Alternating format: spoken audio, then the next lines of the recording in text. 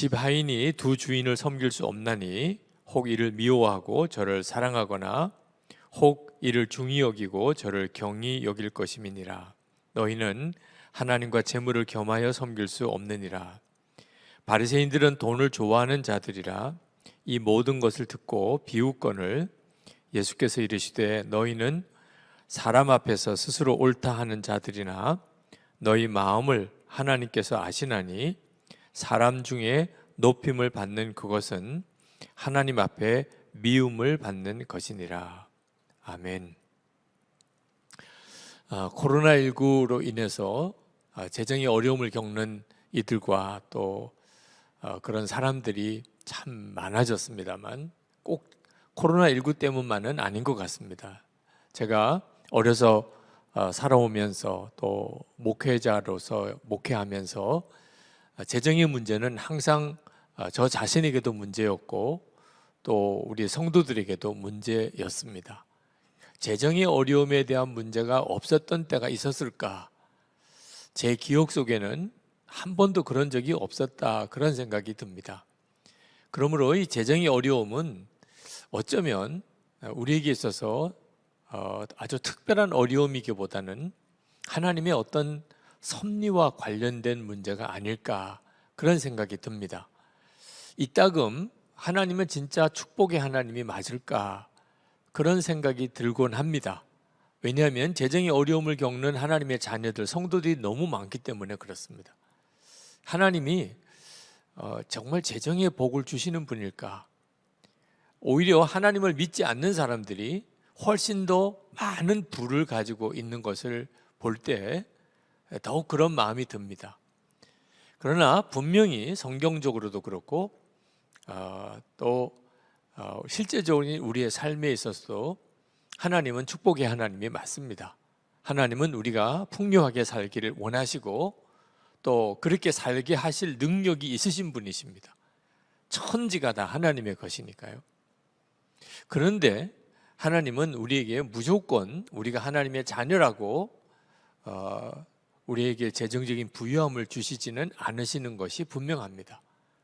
분명히 우리의 자녀들이 부유하게 경제적으로 넉넉하게 살기를 부모라면 당연히 원하는 것과 똑같이 하나님께서도 우리가 부유하게 살기를 원하시지만 그러나 부유하게 살게 늘 만드시지 않으시고 오히려 재정의 연단을 주시는 때가 훨씬 많습니다. 성경을 읽어보아도 하나님께서 정말 재정적인 복을 주셨던 하나님의 사람들도 다 재정의 연단을 받았음을 알 수 있습니다. 아브라함도 그렇죠. 복의 근원이라고 하지만 아브라함도 오랜 기간 동안 그는 연단을 받았습니다. 다윗도 아주 무서운 연단을 받았습니다. 욥도 그랬죠. 하나님께서 이렇게 재정의 복을 마음껏 부어주실 수 있으면서도 하나님이 우리에게 오히려 재정의 연단을 주시는 것처럼 느껴지는 이유, 그건 재정에 영적인 문제가 걸려있기 때문에 그렇습니다. 단순히 우리가 하나님께서 재정을 풍요하게 해주시는 하나님이라고만 믿을 수가 없는 요소가 하나 있습니다. 그건 재정과 관련하여 마귀가 역사하는 것 때문에 그렇습니다. 마귀가 재정에 관여합니다. 그래서 하나님께서 우리에게 재정을 마음껏 허락하지 않으시는 겁니다. 잘못하면 우리가 마귀에게 사로잡혀 버리기 때문에 그렇습니다. 재정에 대한 연단, 성경에 나오는 연단 중에 가장 대표적인 경우가 욥이죠. 그죠? 욥은 당대의 가장 큰 부자였다가 그 모든 소유를 하루아침에 다 잃어버렸습니다. 그런 무서운 재정의 연단을 받았는데 그 배경에는 마귀가 있었습니다. 마귀가 하나님 앞에서 욥을 이렇게 참수합니다. 욥기 1장 9절에 보면 사탄이 여호와께 대답하여 이르되 욥이 어찌 까닭 없이 하나님을 경외하리까. 그러면서 11절에 가서 이제 주의 손을 펴서 그의 모든 소유물을 치소서. 그리하시면 틀림없이 주를 향하여 욕하지 않겠나이까. 그러니까 욥에게 당한 이 재정의 무서운 연단은 사실은 그 배경에 마귀의 참소가 있었던 겁니다. 어떤 참소냐면, 사람은 하나님이 잘해주시면 하나님을 믿고 하나님이 잘해주시지 않으시면 하나님 떠납니다. 그게 사람입니다. 이게 정말 무서운 참소죠. 그러나 솔직히 우리 스스로를 돌아보면 우리의 마음이 뜨끔할 정도로 전곡을 찌르는 이야기입니다. 마귀가 말합니다. 하나님 잘해줘 보세요. 그러면 잘 믿지요. 하나님 찬양도 하고 하나님께 충성도 하지요. 하나님 그 재정을 한번 거둬가 보십시오. 그러면 다 하나님 저주하고 떠나버립니다. 그러니까 여러분, 나는 신앙생활 잘하려고 했는데 그런데 이상하게 재정에 연단이 온다. 그러면 이제는 명심해야 합니다. 전에는 혹시 몰랐다 하더라도 이제는 상황을, 영적인 어떤 상황이 벌어지는지를 보아야 하는 거예요. 마귀가 너 이래도 하나님을 믿을 거니? 이렇게 말하는 상황입니다. 나는 하나님을 믿고 교회도 열심히 다니고 또 경건하게 살려고 애를 쓰는데 이 세상 마음대로 살고 온갖 죄 다 짓고 사는 사람이 더 경제적으로 더 풍요하고 나는 이렇게 가난에 찌달리고, 그럴 때 우리의 마음에 믿음의 시련이 오는 순간입니다. 이렇게 해도 하나님을 믿을 거냐? 바로 이 점 때문에 하나님께서 우리에게 무조건 재정적인 풍요를 주시지 않으시고 우리에게 재정의 연단이 오는 겁니다. 그래서 우리가 이 재정의 연단을 당할 때 재정의 문제에 있어서 하나님의 인도하심을 반드시 받아야 하는데, 그 하나님의 인도하심이 세 가지가 있습니다. 재정적인 문제로 인해서 여러 가지로 마음에 부딪힘도 있고 또 지금 그 문제로 인한 어려움을 겪고 있으신 분, 하나님이 지금 이 상황에서 우리를 향한 인도하심이 세 가지가 있습니다. 그 첫 번째는 탐심을 버리라는 겁니다. 탐심은 재정에 있어서 하나님이 우리를 연단하실 가장 중요한 이유입니다. 이 탐심이 바로 마귀의 역사이기 때문에 우리가 재정을 사용할 때 이 돈에는 반드시 영적인 역사가 함께 온다는 것을 알아야 하는데, 지금 여러분에게 마귀가 이 돈 문제를 가지고 역사했는지 안 했는지는 여러분 스스로가 자기를 속을 들여다보면 압니다. 그게 바로 돈에 대한 욕심입니다. 돈에 대한 욕심이 있다면 여러분 마음 안에 마귀가 무섭게 역사하고 있는 겁니다. 부자가 되고 싶은 사람, 여러분 정직하게 한번 여러분 스스로를 한번 마음을 살펴서 대답해 보세요. 부자가 되고 싶으십니까? 자, 그렇다면 그로 인해서 파멸과 멸망에 빠지게 된다. 디모데전서 6장 9절에 10절에 보면 부자가 되려는 사람은 파멸과 멸망에 빠지게 된다. 그러니까 부자가 되려는 마음 자체가 이제는 영적인 분별을 해야 합니다. 돈을 사랑하는, 여러분 돈 사랑하는 마음이 있습니까? 아마 있으실 겁니다. 근데 이 돈을 사랑하는 것을 전에는 그저 사람이면 다 돈 사랑하는 거지 뭐 돈 사랑하지 않는 사람 누가 있어, 이렇게만 생각했었다고 한다면 이제는 정확한 영적인 상태를 보아야 됩니다. 돈을 사랑하는 것이 일만 악의 뿌리라는 거예요. 그러니까 이건 전적으로 마귀가 역사하는 겁니다. 탐심이 뭐냐? 골로새서 3장 5절에 곧 우상 숭배라. 다시 말하면 마귀를 숭배하는 거라는 겁니다.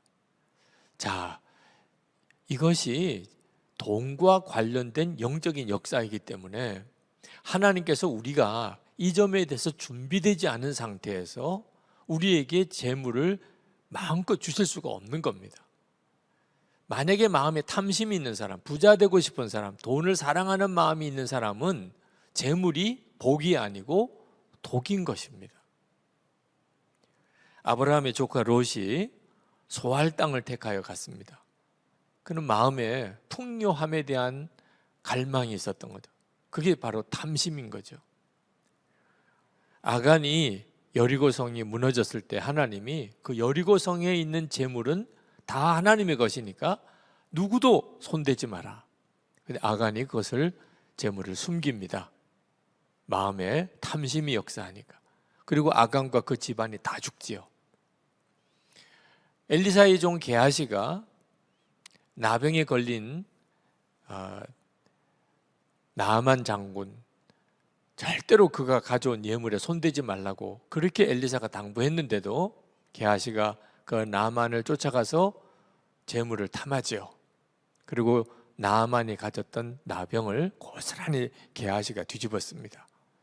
아나니아와 삽비라 자기가 땅 팔아가지고 교회에 헌금했는데 마음에 아까운 마음이 들어서 일부를 감추고 그 땅값 다라고 거짓말한 것 때문에 죽어나갔어요.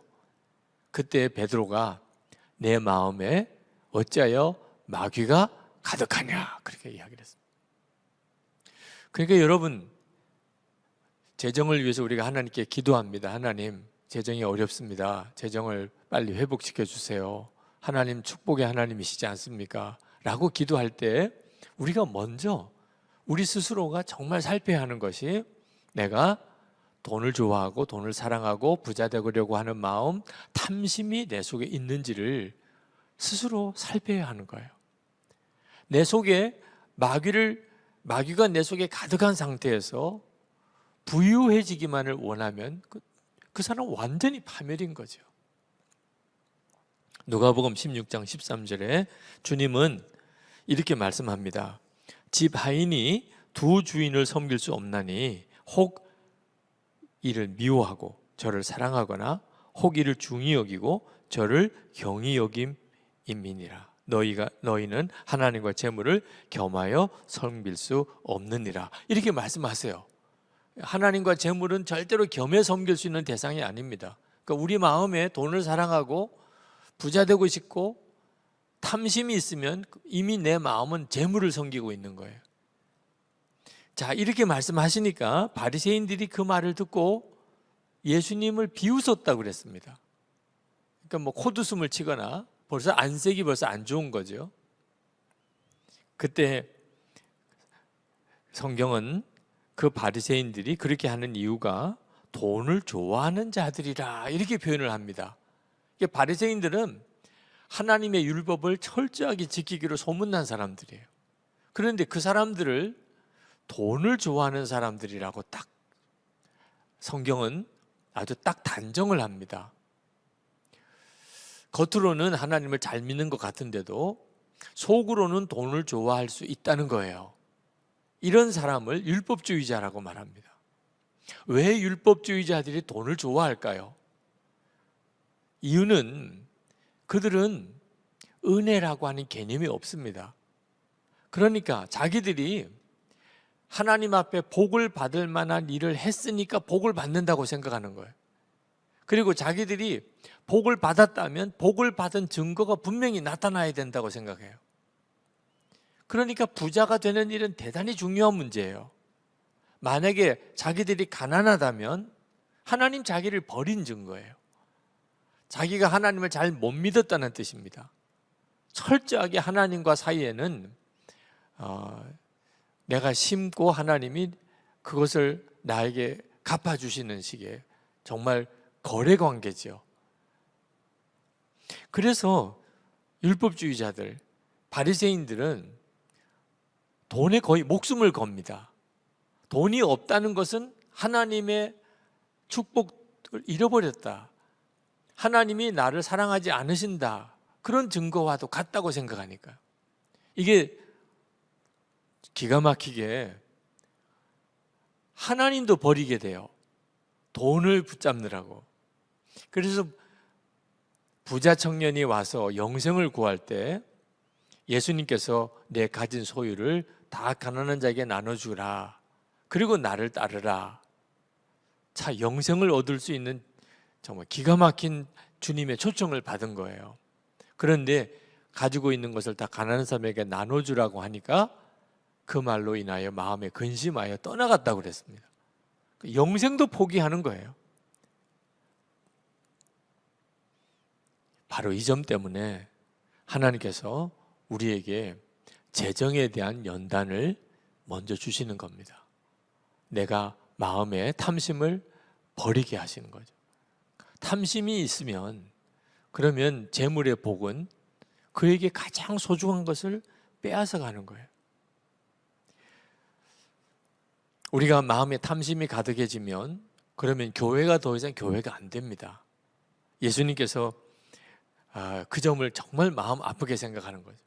야고보 사도가 야고보서 2장 2절부터 이렇게 말씀합니다. 만일 너희 회당에 금가락지를 끼고 아름다운 옷을 입은 사람이 들어오고 또 남루한 옷을 입은 가난한 사람이 들어올 때에 너희가 아름다운 옷을 입은 자를 눈여겨보고 말하되 여기 좋은 자리에 앉으소서 하고 가난한 자에게 말하되 너는 거기 서 있든지 내 발등상 아래 앉으라 하면 너희끼리 서로 차별하며 악한 생각으로 판단하는 자가 되는 것이 아니냐.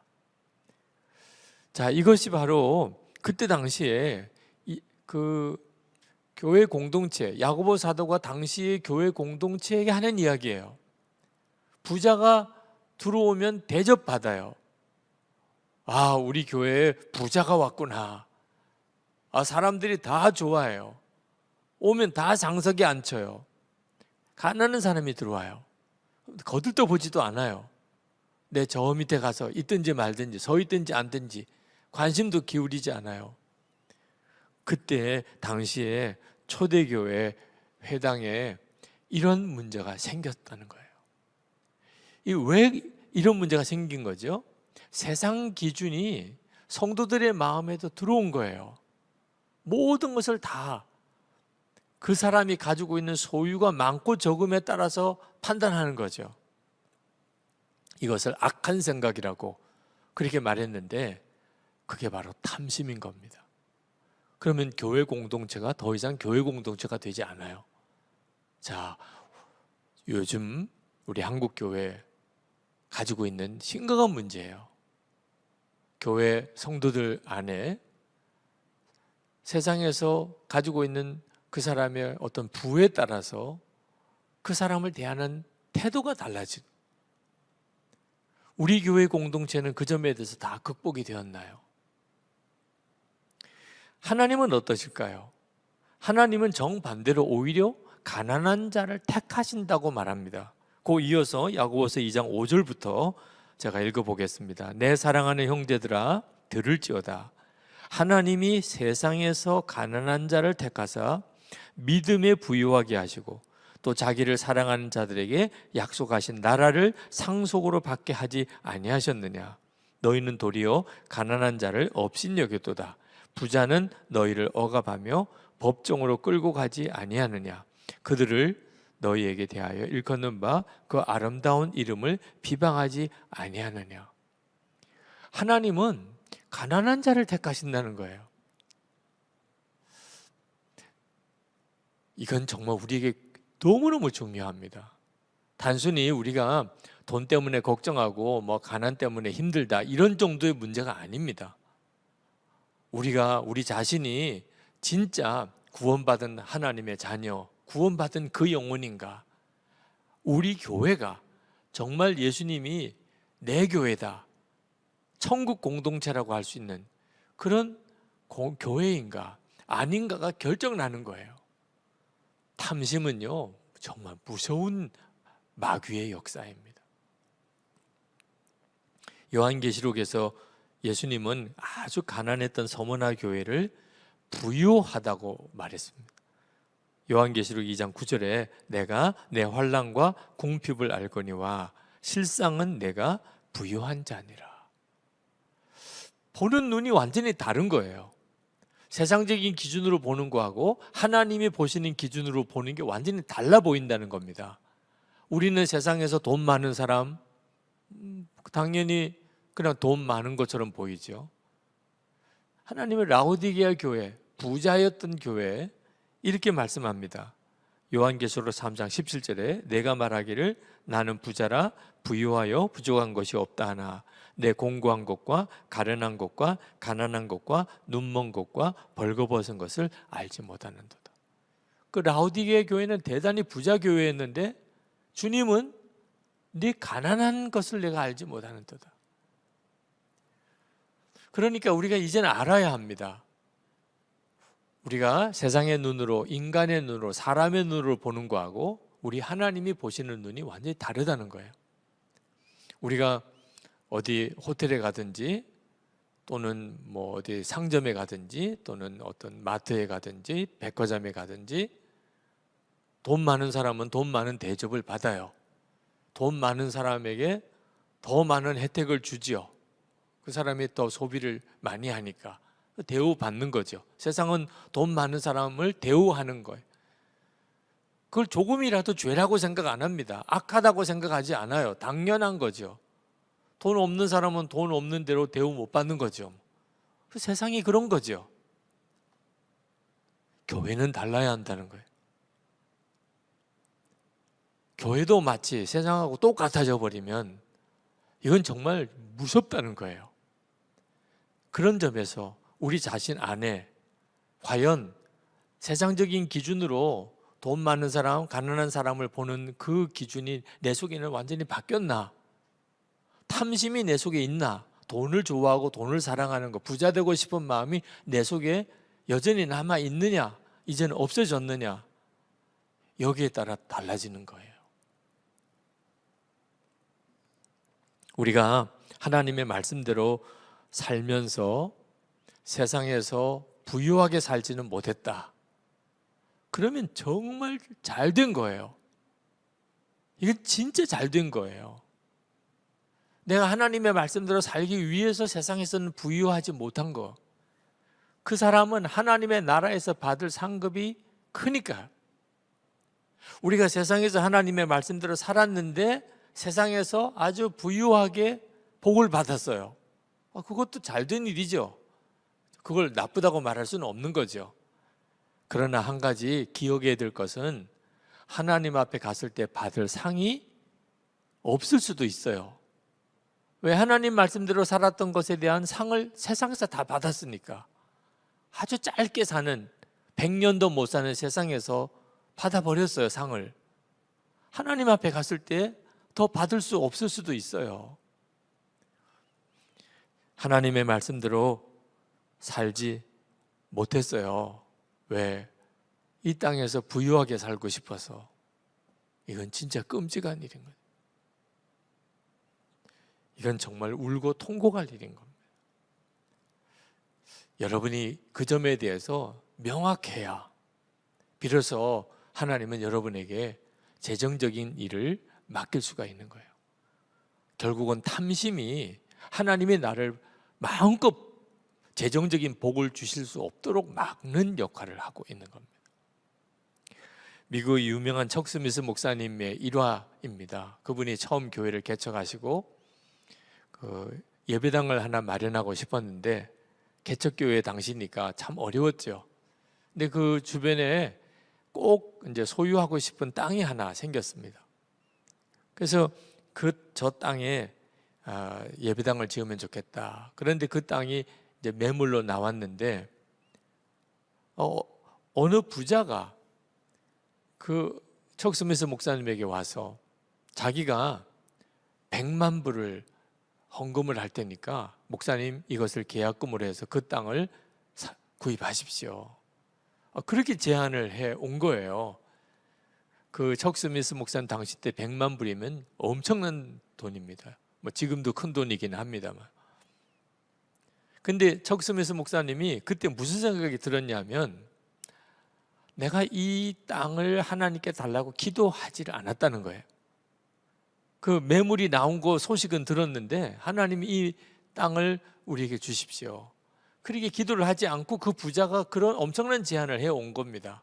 그래서 잠깐만 우리 하나님께 기도한 다음에 제가 답을 드리겠습니다. 그렇게 이야기를 했어요. 그리고 하나님께 기도를 했습니다. 근데 하나님께 기도하는데 자꾸 마음에 그 부자가 헌금하겠다고 하는 것을 받으면 안 된다, 그런 생각이 자꾸 들더래요. 왜냐하면 이게 진짜 하나님이 역사하신 걸까? 아니면 그 부자가 개인적으로 그저 호의를 가지고 한 일에 불과한 걸까? 그런 문제 때문에 자꾸 마음이 시달림이 된 겁니다. 만약에 매물이 나왔는데 하나님께 기도를 했어요. 하나님, 이 땅을 우리가 소유하고 싶습니다. 우리에게 이 땅을 소유할 길을 열어주세요. 그랬는데 그 부자가 만약에 100만 불을 헌금하겠다 그러면 진짜 응답인 거죠. 아, 하나님이 이렇게 이 사람을 통해서 이렇게 역사하시는구나. 근데 자기는 한 번도 기도를 안 했는데 그 사람이 100만 불을 내겠다고 이야기를 한 것이 자꾸 자기 마음을 자꾸 요동하게 만드는 겁니다. 내가 이 부자를 더 의지하게 하는 거 아닌가, 하나님보다. 아, 이거는 굉장히 위험한데, 그래서 그 부자에게 거절합니다. 저는 그 돈을 받을 수가 없습니다. 하나님이 허락하심이 없는 것 같습니다. 제가 그 일화를 읽을 때가 제가 신학교를 졸업하고 이제 막 목회를 시작할 때였어요. 저는 참 그 척 스미스 목사님을 이해할 수가 없었어요. 그때는 이 기도를 하기 전이나 후나 그게 무슨 상관이란 말이야. 그렇게 큰 돈을 헌금해서 그 땅을 살 수 있게 되는 것은 그건 하나님의 역사지. 그렇게 믿으면 되지. 근데 지금쯤 와서 가만히 그때 일을 생각하니까 척 스미스 목사님이 이해가 돼요. 그분이 뭐 때문에 그걸 그렇게 주저했는지. 돈에는 마귀적인 힘이 있습니다. 돈을 의지하고 사람을 의지할 수 있게끔 우리를 이렇게 사로잡는 힘이 있는 거예요. 척 스미스 목사님 자기도 모르게 그런 어떤 영적인 역사를 느끼게 된 거죠. 기도를 하고 응답받은 게 아니고 먼저 돈부터 생긴 거예요. 그게 척 스미스 목사님을 긴장하게 만든 거예요. 대단히 위험하다. 이건 대단히 위험한 거야. 그걸 포기하고 난 다음에 정말 참 놀라웠게 하나님께서 빚 하나 안 지고 결국 그 땅을 소유하게 만들고 거기에 이제 예배당을 짓게 되죠. 지금쯤 와서 보니까 탐심이라는 게 목사의 마음에도 무섭게 역사하는구나. 여러분, 절대로 이것을 작게 생각하면 안 됩니다. 우리가 재정적인 어려움을 겪는다 하는 문제보다 더 심각한 문제는 돈 때문에 영혼을 팔아버리는, 완전히 마귀 종이 되는 일이, 그게 훨씬 더 무서운 거예요. 야고보 사도는 여러 가지 시험을 만나거든 온전히 기쁘게 여기라, 그런 말씀하셨어요, 야고보서에. 그런데 야고보서 5장에 가서는 들으라 부한자들아, 너에게 이 말 고생으로 말미암아 울고 통곡하라. 여러 가지 시험을 만날 때는 온전히 기쁘게 여기라 그러더니 부유한 자들에게는 울고 통곡하라고 이야기를. 세상에 이게 뒤집어져도 한참 뒤집어진 거죠. 여러 가지 시험을 만난 사람은 울고 통곡해야 되고 부한 자들은 온전히 기쁘게 여겨야 되는 거 아닙니까? 근데 완전히 뒤집어 놓고 이야기를 하는 거예요. 탐심이 있는 자가 부유함을 얻게 됐을 때 그 영혼이 궁극적으로 처해질 그 상황이 너무 두렵기 때문입니다. 야고보서 5장 2절 3절에 너희 재물은 썩었고 너희 옷은 좀 먹었으며 너희 금과 은은 녹이 슬었으니 이 녹이 너희에게 증거가 되며 불같이 너희 살을 먹으리라. 너희가 말세에 재물을 쌓았도다. 돈을 많이 모아두는 게 절대로 복이 아닙니다. 이제 그 뒤에 하나님의 인도하심이 또 이 문제와 관련해서 나오니까 그때 그 문제를 더 말씀을 드리죠. 우리가 돈에 대한 이 탐심, 욕심이 없어졌는지는 하나님이 우리를 어떻게 쓰실지에 대한 대단히 중요한 테스트 과제예요. 제가 부산에서 목회할 때 가까이에 일신기독병원이라고 있었습니다. 그 일신기독병원은 호주 선교사님들이 세우신 병원이에요.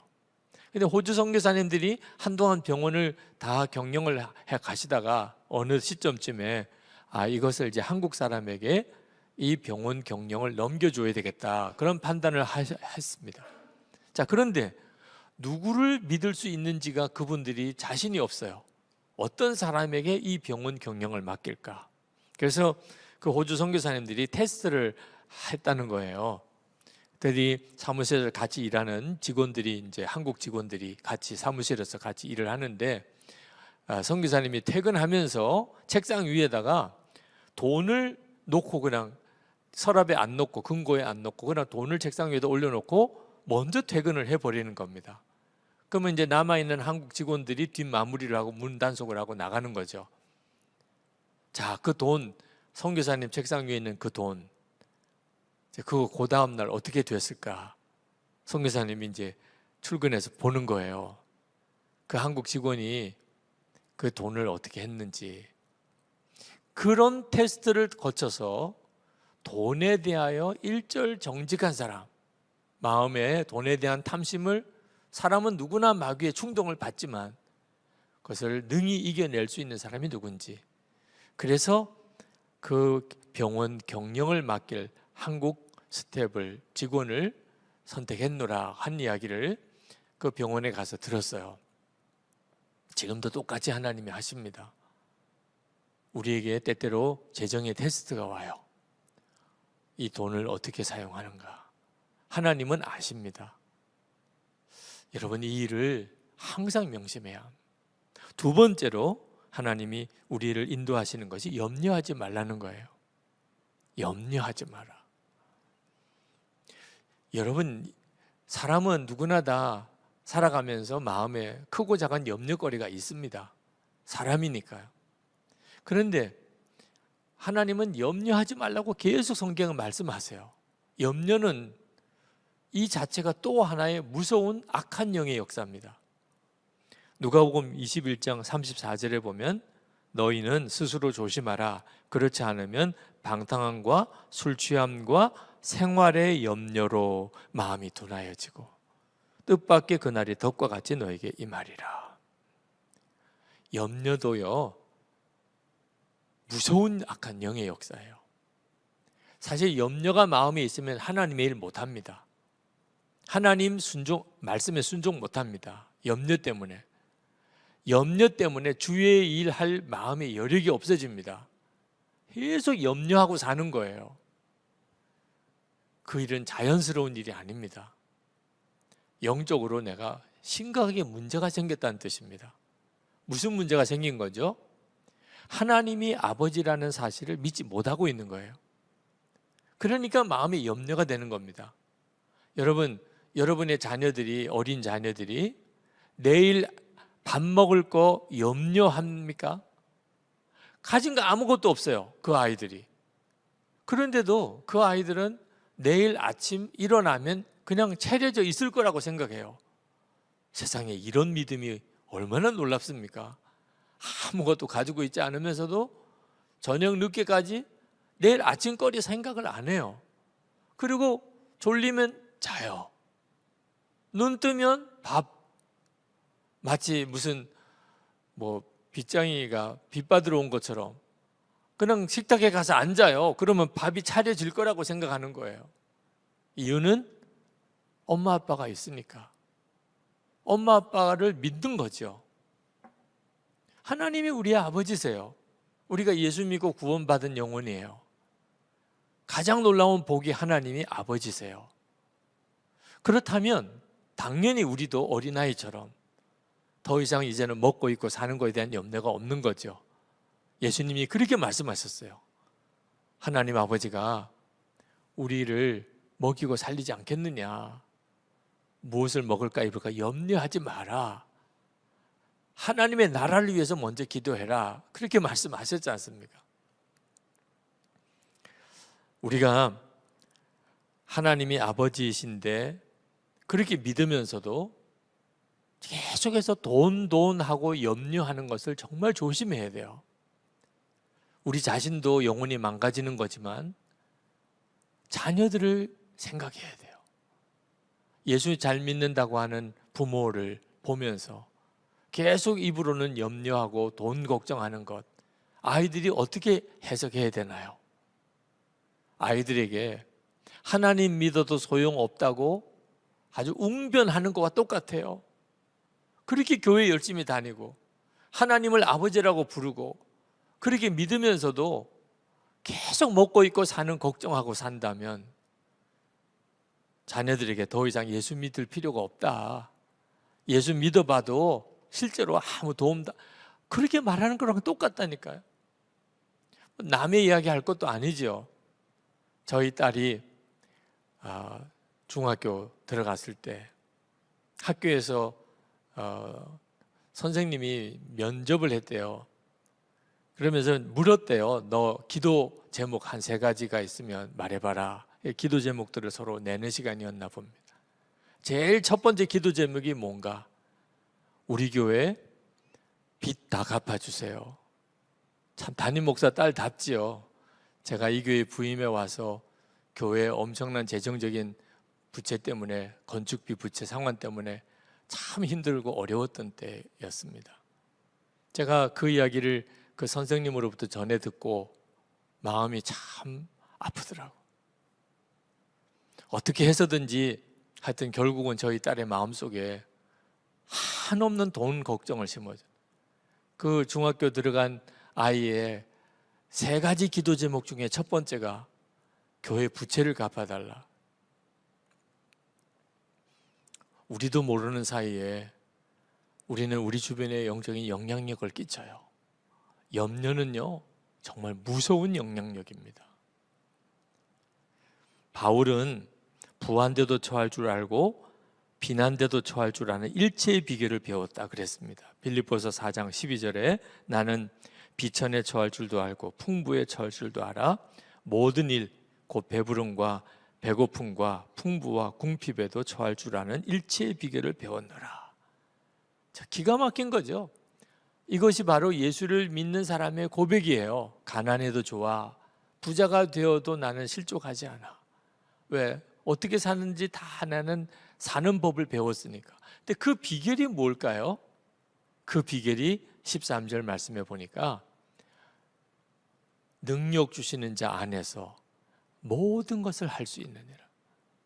그러니까 예수님 안에 거하는 것 때문에 가난해도 상관없고 부유함이 와도 자기는 그 점 때문에 마음의 시험이 없다는 거예요. 이것이 바로 우리가 예수님을 진짜 믿게 될 때 우리 안에 일어나는 역사예요. 여러분이 정말 돈보다도 더 큰 주님이 진짜 믿어져서 마음속에 더 이상 염려가 사라졌는지 여러분 자신을 한번 돌아봐야 됩니다. 저도 가족을 먹이고 입힐 방법이 없어서 정말 3개월 동안 하나님 앞에 전심으로 기도만 해야 될 그런 때도 있었어요.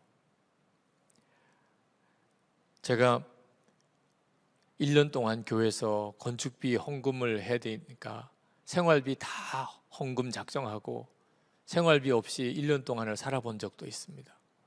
이 교회에 와서 건축비 부채를 엄청난 부채를 지고 이걸 도대체 어떻게 감당하나 마음의 그 눌림 때문에 심장에 쇼크가 왔던 일도 경험했던 적이 있어요. 그런 재정적인 어떤 무서운 어떤 염려가 다가올 때 그때마다 이길 수 있었던 길은 나는 죽었습니다. 그 고백이었어요. 십자가에서 예수님과 함께 우리가 십자가에 함께 죽었고 이제는 예수님의 생명으로 살게 되었다. 로마서 6장 3절 4절의 그 복음, 갈라디아서 2장 20절의 그 복음을 그대로 살아내지 않으면 염려를 이길 수 있는 길이 없었어요. 그리고 지금 여기에 와 있는 거예요. 하나님은 우리를 반드시 염려하지 않고 사는 훈련을 하게 하시는데 주님을 바라보는 눈을 분명히 뜨게 하실 때 그렇게 됩니다. 강화도에 있는 어느 교회가 필리핀 선교를 갔을 때예요.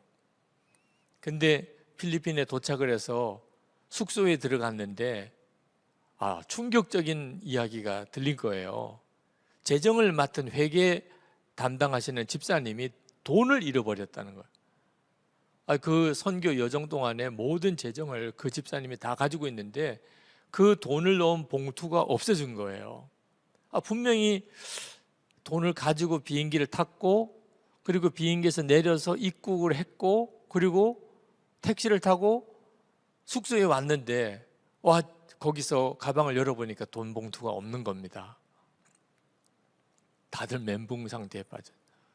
이제 이 선교 여정 동안 어떻게 우리가 이 여정을 감당하며 또 우리가 어떻게 생활도 하며, 그래서 다들 모여서 심각하게 논의를 하고 비상금 있는 거 다 꺼내라. 그래서 다들 가지고 있는 비상금, 선교 여행을 오긴 왔지만 그래도 외국을 나온 거니까 혹시라도 이것저것 쓸 거 있지 않을까, 혹시 살 것도 있지 않을까 생각해서 모아둔 거 다 꺼내놓을 수밖에 없었어요. 그래가지고 그 비상금 다 모아가지고 선교 여정은 이제 겨우 감당을 했습니다. 그리고 이제 공항으로 이제 귀국하려고 공항으로 갔는데, 공항 가는 택시를 불러다가 이제 갔는데 어느 한 팀이 택시를 타보니까 자기들이 공항에서 숙소까지 올 때 그 택시더래요. 그 기사도 그렇고 차도 그렇고. 그때 누가 한 분이 무슨 생각이 번뜩 들었냐면, 혹시 돈을 택시에 흘린 건 아닐까?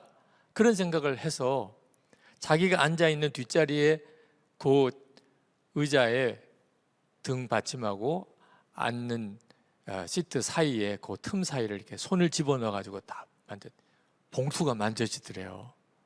그러고 보니까는 회계 집사님이 거기 앉았다가 그리고는 봉투를 빠뜨리고 거기에 들어간 거예요. 그리고는 그 여정 내내 그 택시가 돌아다니고 영업을 했는데도 누구도 그걸 못 발견한 거죠. 그리고 선교팀이 마지막 돌아오는 길에 그걸 찾은 겁니다. 공항에서 난리가 났겠죠. 돈 찾은 것도 참 기가 막히고 그 과정도 기가 막히고, 무엇보다도 돈 하나도 없이 그 선교 여정 다 마치고 이제는 선교비 통째로 다 다시 되찾은 거예요. 그래서 그 선교사님 학교 설립하는 과정에 필요한 재정으로 마지막 헌금 다 드리고, 어차피 그 돈은 선교비로 쓰려고 가져온 거니까. 그리고는 돌아왔었노라고. 그러면서 이제 비행기 타고 오면서 선교팀 안에 이제 정말 간증이 막 풍성해진 겁니다. 한 분이 그런 이야기를 하더래요. 돈을 잃어버리고 비상금까지 다 털어내고 난 다음에 딱 마음이 정리가 되더래요. 물건 살 거, 돈이 없으니까 물건을 어떻게 사요? 쇼핑할 생각, 돈이 없는데 어떤 쇼핑을 해요?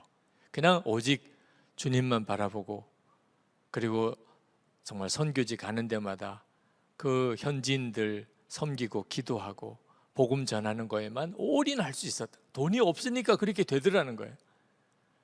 그리고 자기가 가장 놀라운 복을 받았다. 해외 나오는 길에 면세점도 들러보고 뭐도 사고 이렇게 생각을 처음에 나올 때는 그런 생각도 가졌는데 그게 싹 없어졌다는 거예요. 하나님께서 우리에게 때때로 재정에 대해서 우리를 참 우리가 스스로 생각하기에는 이렇게까지 하셔야 됩니까? 라고 우리를 몰아가실 때가 있는데, 하나님이 원하시는 것은 주님만 바라보라는, 실제적인 체험을 주시려고 하는, 돈 없이도 살 수 있다는 것을 우리에게 실제로 경험하게 해주시려고 하십니다. 주님만 함께 계신다면. 끝으로 세 번째 하나님의 인도하심은 주라는 거예요. 주라는 거.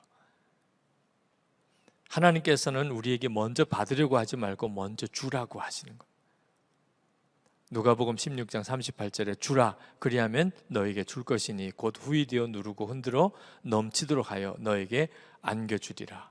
너희가 헤아리는 그 헤아림으로 너희도 헤아림을 도로 받을 것이니라. 하나님께서 이렇게 우리에게 먼저 주라고 하시는 거, 그 다음에 하나님이 넘치도록 안겨주시겠다고 하셨는데, 이렇게 먼저 줄 수 있는 것은 우리가 복이 있는 자이기 때문에, 돈을 많이 벌어서 복을 받는 게 아니고 우리는 돈이 있으나 없으나 이미 복이 있는 자예요. 복이 있는 자의 특징은요, 주는 거예요. 복도 없는 사람이 움켜쥐는 겁니다. 그러니까 어떤 사람이 많은 사람에게 이렇게 나눠줘요. 그 사람은 참 풍성한 사람인 거죠. 어떤 사람은 많이 가지고 있는 것 같은데도 계속 움켜줘요. 참 불쌍한 사람인 거죠. 영적으로. 우리가 하나님의 자녀가 되었다면 당연히 우리는 정말 복 있는 자죠. 그러니까 우리는 주는 자의 복을 받았다는 거예요. 이 점을 항상 명심하라는 겁니다. 그리고 그 복은 이 세상에 쌓여져 있는 게 아니고 하늘에 쌓여져 있는 거라는 거예요. 마태복음 6장 22절, 주님은 마태복음 6장 19절에서 21절까지 보물을 하늘에 쌓으라 이런 말씀을 하세요. 보물을 하늘에 쌓으라. 그러고 난 다음에 22절부터 눈에 대한 말씀을 하십니다. 눈은 몸의 등불이니 그러므로 내 눈이 성하면 온몸이 밝을 것이요. 23절에 눈이 나쁘면 온몸이 어두울 것이니 그러므로 내게 있는 빛이 어두우면 그 어두움이 얼마나 더하겠느냐. 자, 재물을 하늘에 쌓으라고 하고는 그 다음에 눈이 밝고 어두운 것에 대한 말씀을 하세요. 그 말은 눈이 뜨여야 한다는 겁니다. 하늘이 있다는 것에 대해서 듣기만 하지 말고 실제로 하늘이 있음을 보는 눈이 뜨인 사람이어야 비로소 주는 것이 얼마나 복 있는가를 알게 된다는 거예요. 우리 눈이 어두워졌다고 말하죠. 돈의 눈이 어두워졌다. 대부분 사람들이 그렇게 삽니다. 지금 돈의 눈이 어두워져서 하늘이 있는 걸 몰라요. 그래서 어떻든지 이 세상에서 돈을 쌓아두려고 해요. 그래서 완전히 마귀의 종로로 가는 겁니다. 돈이 없어서 힘든 것도 사실이에요. 돈 없으면 정말 힘들죠. 그럼 돈 많으면 괜찮을까요? 돈 많으면 더 어렵습니다. 나는 어려워도 좋으니까 돈이라도 한번 많아줘 보면 좋겠어. 하나님이 그럴 기회를 주실지도 몰라요. 근데 실제로 정말 돈이 많아서 사람이 안 되는, 완전히 이성을 잃어버린 사람들 얼마나 많은지 몰라요. 돈 때문에 건강 잃어버린 사람, 제정신 아닌 거죠. 돈하고 건강하고 비교가 됩니까? 그런데 돈 때문에 건강 잃어버려요. 돈 때문에 가정 다 망치는 사람 실제로 얼마나 많습니까? 돈 때문에 친구 잃어버려요. 돈 때문에 믿음 잃어버려요. 돈 때문에 영생 잃어버려요. 돈은 많아도 엄청나게 문제가 돼요. 눈이 안 열리니까. 그러니까 그렇게 사는 거죠. 예수님이 부자 청년에게 가진 거 다 가난한 자에게 나눠주라 하면서 하늘에 보화가 있으리라. 마가복음 10장 21절에 그리하면 하늘에서 보화가 내게 있으리라. 근데 그 부자 청년은 눈이 안 열릴린가? 하늘에 보화가 있다는 말을 듣기는 해도 그게 자기에게는 실제가 아니니까 결국은 근심하며 떠나가게 됩니다. 그러니까 눈이 뜨이지 않은 사람은 세상 없는 하나님의 나라에 대해서 하늘에 대한 말씀을 들어도 그는 복 있게 못 살아요. 지금 현재 여러분이 어떤 처지에 있든지 여러분이 살 길은 더 받는 게 아니고 주는 것이라는 것을 꼭 명심해야 됩니다. 하나님께서 여러분에게 마음껏 부으실 수 있도록 살 수 있는 길이 뭐죠? 달라고 기도하는 겁니까? 주님의 말씀에 의하면 먼저 주라. 그러면 내가 누르고 흔들어 넘치도록 하여 너에게 안겨주리라. 근데 이 복은요, 궁극적으로는 하늘에 쌓여지는 거라는 거예요. 우리 교회 세 가지 믿음의 실험, 제가 처음 이 교회에 부임할 때 했던 믿음의 실험 세 가지가 있는데, 하나는 예수님이 정말 우리와 함께 계시다는 것을 믿음으로 실험하는, 두 번째는 성령님은 우리를 언제나 하나 되게 만드신다는 믿음의 실험을 해보자. 세 번째가 힘을 다하여 주자. 재정에 있어서 하나님 말씀을 한번 실험해보자. 주라고 했으니 주자. 그러면 하나님이 우리를 채워주실 것입니다. 지난 18년 동안 제가 선한 목자교회 목회하면서 저에게 있어서는 거의 사명과 같이 했던 일이 우리 교회의 재정이 허락하는 한 하여튼 주는 대로 주자. 때때로는 교우들의 오해도 많이 받았습니다. 교회 건축비 부채가 많다고 하는데 어떻게 교회 담임 목사는 저렇게 주려고만 하냐. 그거 조금 아껴서 건축비 부채라도 빨리 좀 상환하지. 제 머릿속에 우리가 아껴서 상환할 정도였다면 아마 저도 그랬을지 몰라요. 재정을 조금씩 아껴서 그거 가지고 갚을 수 있겠구나. 이렇게 계산이 나왔다면 저는 아마 그랬을지 모르겠어요. 근데 우리 교회 재정을 아껴가지고 갚을 수 있는 범위가 비교가 안 되게 커요. 교회 부채가. 그때 제 마음에 참 오기 같은 믿음이 생기는 겁니다. 하나님, 계속 흘려보내겠습니다. 재정의 믿음의 실험을 하겠습니다. 그리고 말씀하신 대로 누르고 흔들어 넘치도록 해서 안겨주시는지 제가 실험해 보겠습니다. 그리고 지난 18년을 온 거예요. 지금 저희 교회의 형편을 가만히 돌아보면 말씀이 맞구나. 여러분, 이 점에 대한 하나님의 인도하심을 받아야 돼요. 2020년 아마 역사에 남을 어려운 해입니다. 그런데 올해 우리 교회 재정에 아주 특별한 현상이 하나 생긴 것이 제가 이 교회에 부임해 온 이래 가장 많이 도운 해예요. 외부로 우리 교회 재정이 흘려나간 것이 예년과 비교가 안 되게 엄청나게 많아요. 저는 그 과정을 1년 내내 지켜보면서 이건 정말 너무나 놀라운 일이라.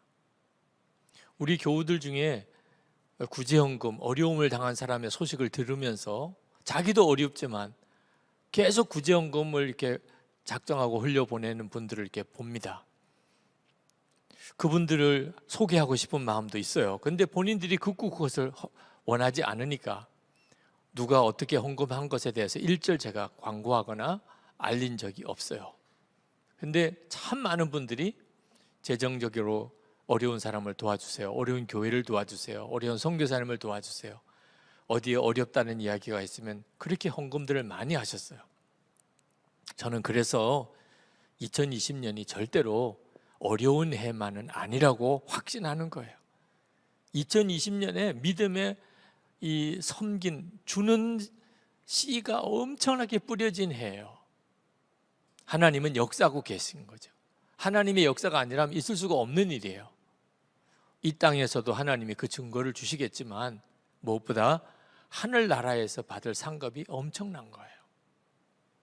며칠 전에 제 아내가 교회 성전기도하러 저녁에 나오면서 늘 성경책 기도 노트 이렇게 가지고 교회 와서 예배 드리는 거니까 기도하는 거니까 지갑도 빼놓고 가방도 빼놓고 성경책하고 노트만 들고 교회를 와서 기도를 했는데 그날따라 갑자기 마음에 돈을 조금 마련해서 봉투에 가지고 갈 마음이 턱 생기더래요. 누군가를 만날 것 같은 생각도 들고. 그런데 이게 진짜 하나님이 주신 마음인지 아닌지 자신은 없는데 믿음의 실험을 한번 해봐야 되겠다. 그래서 그걸 봉투에다가 돈을 넣어가지고 성전에 와서 예배당에서 기도를 하는데 기도를 하고 나오는데 어느 집사님이 탁 눈에 뜨이더래요. 내 마음에 저 집사님이구나. 저분에게 드리라고 하는 거구나. 이런 생각을 했다는 거예요. 그래서 순종하는 마음으로 그 집사님에게 가서 봉투를 드리고 하나님이 마음을 주신 거예요. 그렇게는 전하고는 돌아왔다는 거죠. 근데 마음에 정말 이게 하나님의 인도하심인지 아니면 그냥 내 생각으로는 한 건지 생뚱맞게 어느 집사님한테 그냥 돈을 다 드리고 왔으니 또 그 집사님 뭐라고 당황해하지는 않을까 여러 가지 복잡한 생각을 했었답니다. 그 다음 날 그 집사님 남편의 페이스북을 이렇게 보는데 그 내용이 쫙 나와 있더래요. 그 내용에 대해서는 제가 다 소개를 해드리고 싶지는 않습니다. 혹시 보신 분도 있을지는 모르겠어요. 그 페이스북에 얼마나 그날 재정적인 어떤 위기 상황에 처해졌으며 전적으로 하나님만을 의지했으며 그리고 교회와 성전에서 기도를 했으며 근데 갑자기 뜻밖의 교회 담임 목사님 사모님이 봉투를 하나 이렇게 건네주고 그러고는 하나님이 주신 거예요. 그러고는 가시는 거예요. 그 재정 문제로 인해서 하나님께 의탁하고 기도했던 그 과정에 대한 여러 가지 과정을 쭉 쓴 내용을 보고는 기가 막히게 하나님이 하신 거구나. 여러분, 이런 일은요 정말 황홀한 일인 거죠. 사실 우리가 돈을 얼마를 어떤 어려운 사람에게 줬다는 게 의미가 있는 게 아니고 하나님이 하시는 일에 내가 도구가 되었다는 거예요. 하나님이 역사하심에 어떤 내가 생생한 그 현장의 증인 속에 있었다는 거예요. 그 과정에서 하나님이 우리를 쓰시는 게 주는 거예요.